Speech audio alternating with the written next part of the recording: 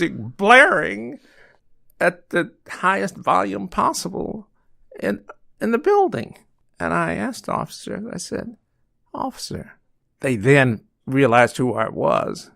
I said, "Why aren't you there finding out who's blasting that music in a window, disturbing everybody? Why aren't you shutting that down?" And the answer was from both the white officer and the black officer, "They like this. We're not going up there. No, it's no telling what we will find up there. We're not going to risk our safety to just stop them from doing what we think they like, hearing loud music." And that put a light bulb in my mind. I said, we have to do something different. We cannot improve the situation with only CPD. And that's where we put our heads together to try to get the funding and the legislation to set up our own police department. So you were the chairman of the CHA leading up to, but not overlapping, the demolition of some of these really large developments like Cabrini Green, like the Robert Taylor homes.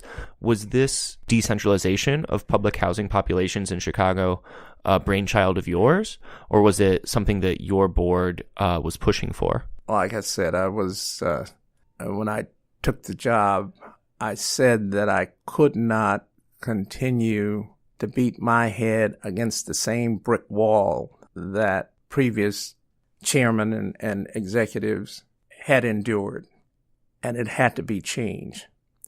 So first, I tried to secure the properties, tried to build tenant patrols, put in programs for jobs, hired residents to read meters to earn decent salaries, but it wasn't enough.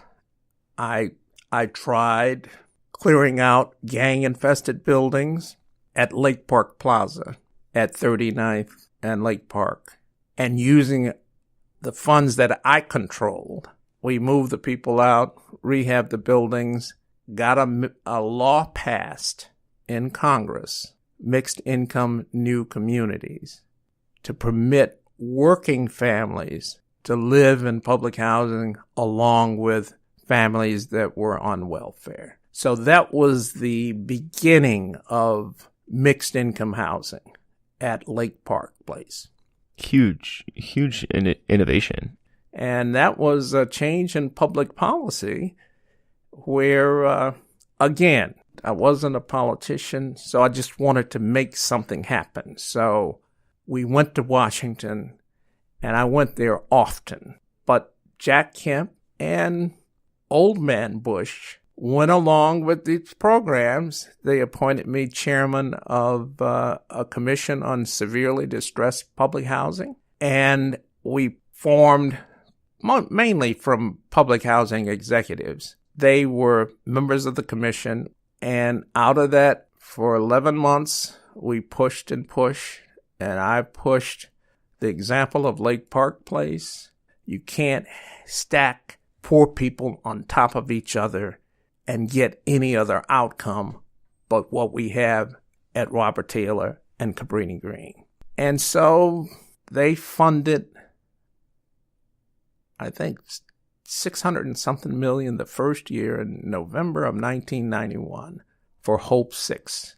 And that was the program that went national at housing authorities all across the country to allow public housing authorities to demolish desperately sick properties and build new mixed income housing using a mixture of the formula that everybody came up with. I don't particularly like the formula, but it's better than it was. 30% public housing residents, 30% affordable housing, which is basically tax credit properties, and 30% market rate. Is this what eventually led to Mayor Richard Daley's plan for transformation to ultimately demolish all of the high-rise housing developments in Chicago?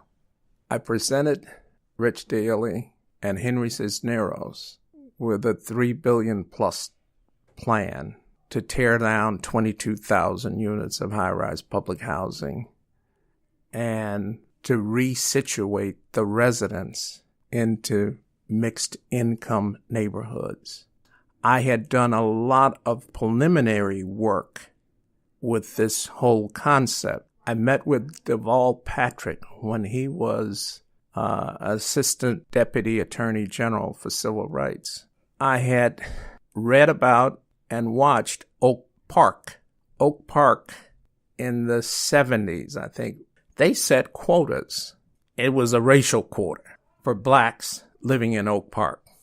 I think it's still in effect because it's the first one, and the ACLU and none of them have challenged it because it has worked so well. But I knew, given my experiences with ACLU, I knew I would catch it if I suggested moving people into neighborhoods based on a quota, a racial quota. So I asked Deval Patrick, I said, if I base a quota on socioeconomic criteria, no mention of race, you think that HUD and the courts would go along with me? He said, yes, that should work. I went on a round-robin series of meetings in the metropolitan area, talking to mayors and city managers, and asked them, I said, if we somehow were able to get public housing torn down, we need somewhere for people to go, somewhere, hopefully, with a better and improved socioeconomic environment. If you take the whole population of the metro area, we had at Housing Authority at that time probably 150,000 people. If we could strategically get people to live in throughout the metro area, it would be immeasurably better than living in a Cabrini or a Robert Taylor. Your departure from CHA was somewhat controversial. You had a lot of admirers who felt that you paved the way for this transformation of public housing to be more dispersed and evenly distributed throughout the city. You also had some critics that felt you had turned a blind eye to corruption among some of your staff. How did you view leaving the CHA? And do you feel that your work was done there, that you had set the organization on a good path forward, or do you feel that you had more work to do before you left? I think I had more work to do because how the transformation was rolled out, and make no mistake about it, it is much better. I will never say that I regret the plan for transformation.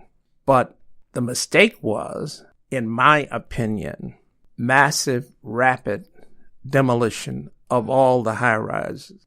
And I'll use the word dumping 17,000, 18,000 vouchers on fragile neighborhoods and communities. I believe that this is the reason we have the problems that we have now with the shootings that occur regularly in neighborhoods throughout the South and West Sides. So there is one aspect of your career and your past that is rather unpleasant, but that we felt we needed to mention in this interview.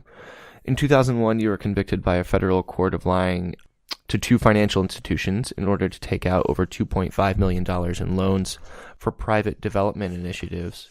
We just wanted to hear your side of the story and give you a chance to make a statement. I see you prepared one. My absolute faith in Jesus Christ is a result of my life experiences, not just what I consider political high-tech lynching of a black entrepreneur and socioeconomic provocateur. Money, power, corruption, politics. Where is your letter? That's what the patronage people used to present at City Hall. With help from Harold Washington, the Seventh-day Adventist, and Loyola University, I was blessed to have the opportunity to try to create better housing, better community services, and jobs 3 blocks from my mother's home. Continental Can Company donated its research facility at 76th and Racine to Loyola University. The SDA wanted to rehab one of the buildings into an SDA private school, but lacked the resources to do so. SDA approached me to see if I could help, since my mom lived nearby. Working with Loyola, the SDA, and the city, we created nearly 300 units of affordable senior and family housing on the site, which still exists today. We paid millions to Loyola for the buildings, which was really a stone or a boulder around Loyola's neck, because they didn't know what to do with the building. Part of the Loyola land was a vacant warehouse, and the neighborhood was a food desert. We developed a 100,000 square foot shopping center anchored by a local grocer, which got into financial trouble, and I had to step in to try to run the grocery store because no other grocery chain would take the risk. The bank loan was 100% guaranteed by Loyola, which is a billion-dollar institution.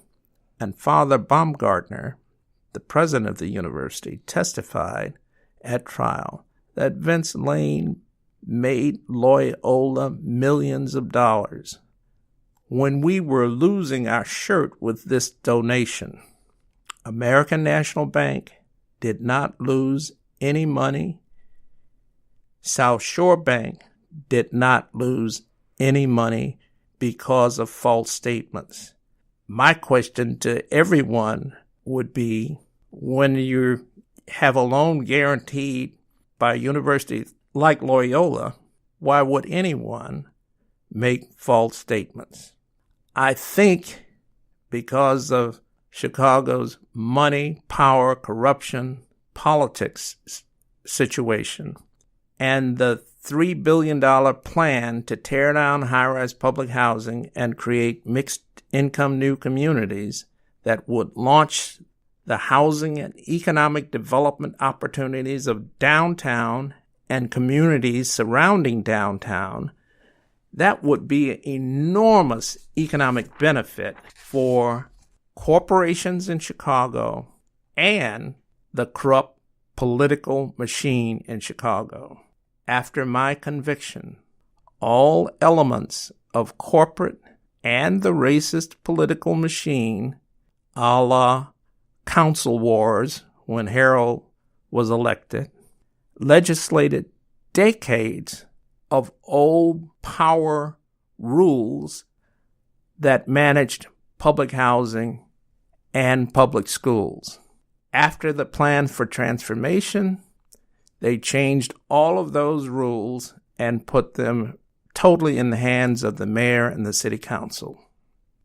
A racist, easily manipulated criminal justice system supported by corporate media makes it a lot easier to indict and convict a ham sandwich, let alone an individual, if it wants to get someone out of the way.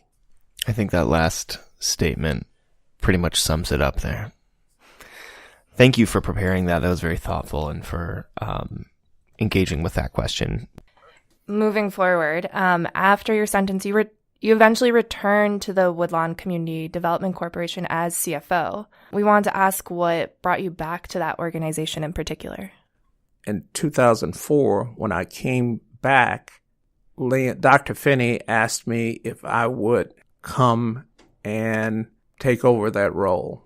I did so, and at the same time, we're working on the Columbia Point 2, which is this extension of redoing 63rd Street from Woodlawn to Drexel as mixed-income housing. And in 2007 or 8, I wanted to move on to other things that I knew that I could do, because I had worked on projects in Philadelphia. We redid 1,000 units of public housing and converted to mixed income housing, and 1,500 units in New Orleans, working with a developer.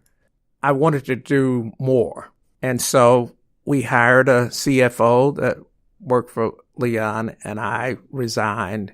And still, to this day, I'm working on Woodlawn. Well, finally, we just wanted to